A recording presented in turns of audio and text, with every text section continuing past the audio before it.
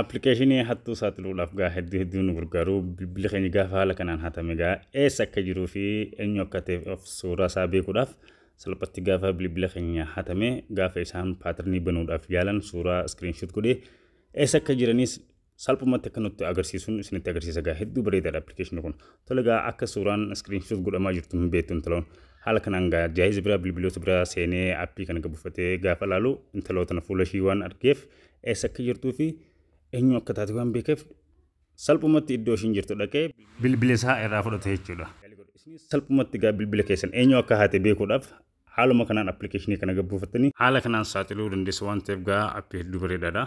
Gaa odeeffannoo guutuu gaa iddoo inni jiruuf waa maraa argachuu dandeenya. Tole gaa tokko salphumatti applicationii kana argachuudhaaf gaa applicationii hattuu bilbila keenyaa direct nu ibsan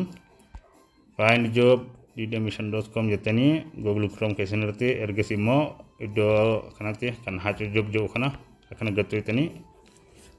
itti suudhaan gaa haala kanaan websaayitii applicationii kun erga jiru isiniif fida ergas gaa haala kanaan ergas ni ban iddoo search baringii kanarratti maal godhuu qabdan qubee caa jettanii erga barreessitan haala kanaan search irra gootanii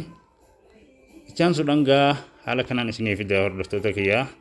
haala kanaan ergas immoo iddoo suuraa tana yeroo erga gattan haala kanaan gaa erga deemuudhaan haala kanaan akkanatti erga deemuudhaan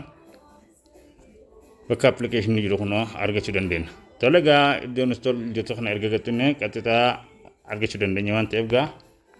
applicationii kun gaa namoonni baay'een itti fayyadamanii akka bilbila isaanii hatame argatan favorite godhaa, like godhaa, share godhaa, link godhaa. Isin jaalannaa galatooma.